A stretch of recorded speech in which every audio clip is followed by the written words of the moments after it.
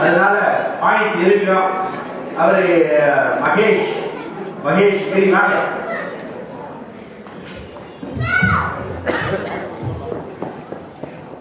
மதிப்புக்குரிய நடுவர் அவர்களுக்கும் இங்கே கூடியிருக்கும் மாணவர்களுக்கும் என்னுடைய பொங்கல் நல்வாழ்த்துக்கள். அதாவது சிலர் பார்த்தீங்கன்னா திருப்திப்படுத்தவே முடியாதுன்னு நினைக்கிறேன். அதாவது அமெரிக்க மண்ணில் நாம் வாழும் வாழ்க்கை கசக்குது அப்படின்னு சொல்றது ஒருத்தர் வந்திருக்காங்க. அது ஒருத்தர் பார்த்தீங்கன்னா கிரீன் கார்டுக்கு அப்ளை பண்ணியிருக்காரு, ஒருத்தர் கிரீன் கார்டு வாங்கி செட்டில் ஆயிருக்காரு, ஒருத்தர் கிரீன் கார்டு வாங்கி சிட்டிசன்ஷிப் வாங்கி 60 inch பிளாஸ்மா டிவி வாங்கி செட்டில் ஆயிருக்காரு. அவங்க எல்லாமே சொன்னாங்க, ஏதாவது நைட் ஒரு 2 மணிக்கு ஒரு கால் வரும், அந்த நேரம் வந்துட்டு நம்மளோட உணர்ச்சிகள் வந்து எப்படி இருக்கும் யோசிச்சு பாருங்க, அதனால கசக்குது அப்படின்னு சொன்னாங்க. See, you are here by choice.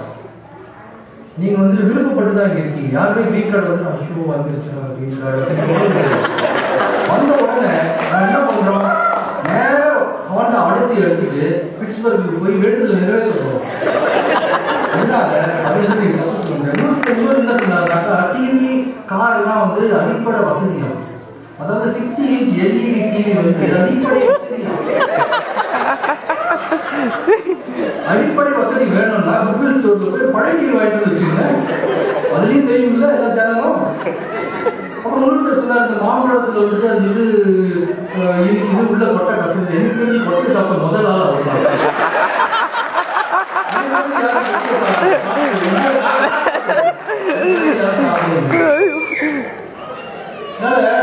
சும்மா பேசணும்னு பேசக்கூடாது, பாயிண்டோட பேசணும்.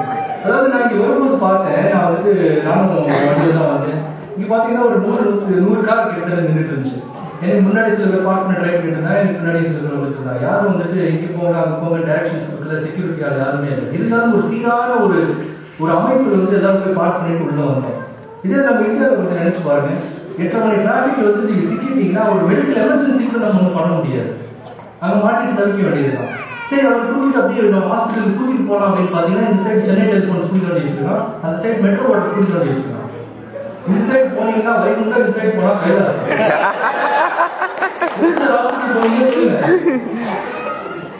அதே நீங்க பாத்தீங்கன்னா 911 கால் அடிச்சீங்கன்னா ஆம்புலன்ஸ் வர முடியலன்னா ஹெலிகாப்டர்ல வந்து காப்பாத்திட்டு போலாம் பேஷண்ட். இதுதான் நம்ம யோசிக்க வேண்டிய விஷயம். இதுதான் உங்களுக்கு கசக்குதா சார்? அடுத்தது அழகான ஒரு பாட்டு பாருங்க, சொந்தமே இருந்தாலும் அது நம்மளோட போல் வருமா அப்படின்னாரு. அதுலயும் ஒரு சில வரிகள் இருக்கு.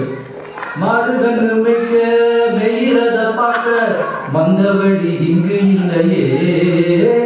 இப்ப மந்தவழியில ஸ்கொயர் ஃபீட் 15,000 ரூபாய் சார். வீடு வாங்க முடியாது, நீங்க சென்னை சிட்டியில வீடு வாங்க முடியாது. அப்படி இப்படி கடன் வாங்கிட்டு நம்ம வீடு வாங்கிட்டோம்னு வச்சுக்கோங்க, அதுல இருந்து 1000 ஸ்கொயர் ஃபீட் வாங்கலாம், 2 bedroom வாங்கலாம். அதுல பாத்தீங்கன்னா 250 ஸ்கொயர் ஃபீட் வந்து காமன் ஏரியா சார், உங்களுக்கு 750 தான் அப்படின்னு சொல்லுவோம். இங்க பாத்தீங்கன்னா பல பேரோட கார் கராஜே 750 மேல இருக்கு. 1.5 கோடி ரூபாய்க்கு நீங்க 750 ஸ்கொயர் ஃபீட் வாங்குறீங்க.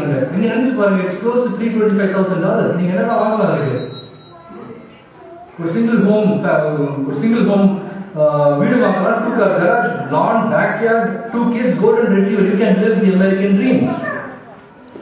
சரி, அவுட்டருக்கு போலாம் அப்படின்னு பாத்தீங்கன்னாக்கா, அவுட்டர்ல ஓய்மாரில் துபாய் ரேஞ்ச் டெவலப் ஆயிட்டாங்க. இப்போ பாத்தீங்கன்னா என் ஃப்ரெண்டு வந்துட்டு ஓய்மாரில் ஒரு வீடு வாங்கிக்கலாம், ரொம்ப நாளாக கூப்பிட்டு தான். சரி, நானும் போனேன். போய் பார்த்துட்டு அவங்க சொல்லிட்டு கிளம்பும்போது சார் ரெஸ்ட் ரூம் யூஸ் பண்ணிக்கிறேன் அப்படின்னு சொன்னேன். ஏய் மச்சான், ரெஸ்ட் ரூம் யூஸ் பண்ணிக்க, ஃப்ரெஷ் மட்டும் பண்ணிடாத. யாரும் பையன் என்ன சொல்றேன் அப்படின்னு கேட்டேன். உங்களுக்கு தண்ணி 6 ரூபாடா, நாங்களே 3 தண்ணி யூஸ் பண்ணி தான் ஃப்ரெஷ் பண்ணுவோம் அப்படின்னு. தண்ணி பஞ்சம் கிடையாது, டேப்ல தண்ணி அப்படி குடிக்கணும். நம்ம ஊர்ல டேப் தண்ணி குடிச்சு பார்த்தா என்ன ஆகும்? சங்குதான். சரி, உடம்பு சரியில்லை அப்படின்னு சொல்லி ஒரு டாக்டர் இருப்போம். அவர் வந்து ஒரு பெரிய லிஸ்ட் கொடுப்பாரு, பிளட் டெஸ்ட், எக்ஸ்ரே எல்லாத்தையும் கொடுப்பாரு, MRI, CT ஸ்கேன் எல்லாம் கொடுப்பாரு. இந்த லேப் தான் இப்போ எடுக்கணும் அப்படின்னு சொல்றாரு டாக்டர். அவரோட ஒரு லேப் ஆகும். அடுத்தது ஒரு கடைசி பாயிண்ட் தான். நீங்க வந்து நம்ம ஊர் பையன்கிட்ட வந்து அந்த காலத்துல வந்து கூப்பிட்டு என்னடா போற அப்படின்னு, டாக்டர் இன்ஜினியரா 2 ஒன்று தான் சொல்லுவோம். ஆனா இப்ப பாத்தீங்கன்னா அவன் என்ன சொல்றான், நான் பணக்காரன் ஆகணும் ஆசைப்படுறேன் அப்படின்னு சொல்றான். ஏன் அப்படின்னு சொன்னீங்கன்னா, ஸ்கூல் சேர்றதுல இருந்து காலேஜ் முடிக்கிற வரைக்கும் எல்லாத்துக்குமே பணம் தேவை. எவ்வளவு கஷ்டமா இருக்கு. ஒரு எல்கேஜி ப்ரீகேஜி ஆரம்பிச்சிருக்கான்.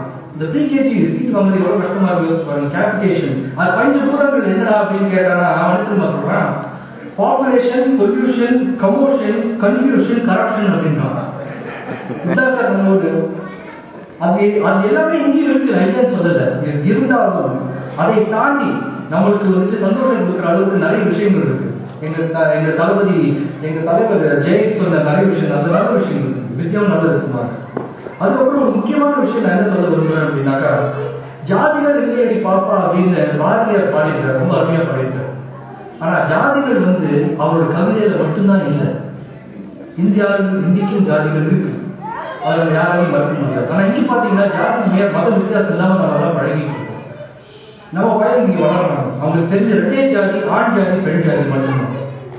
அதனால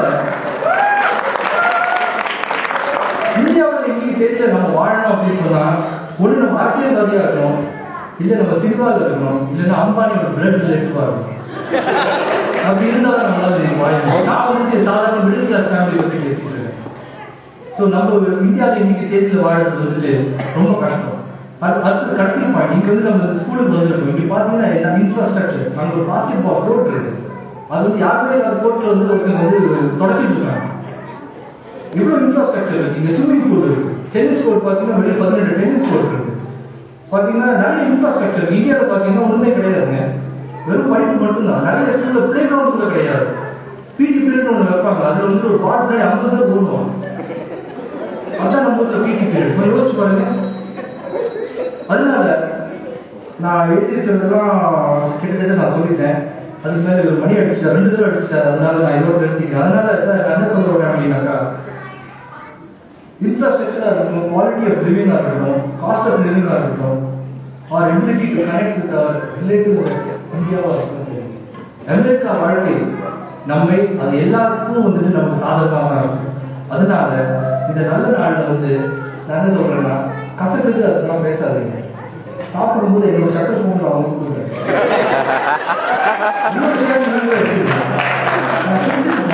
சந்தோஷமா இருக்கும். வாய்ப்புக்கு நன்றி, வணக்கம்.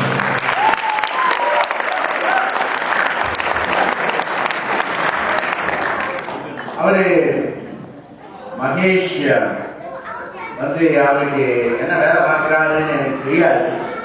ஆனாக்கா அவருக்கு ஒரு நடிப்புல ஒரு ஹாஸ்ய நடிகரா, திருப்பு நடிகரா இருக்கிறதுக்கு வாய்ப்பு இருக்கு.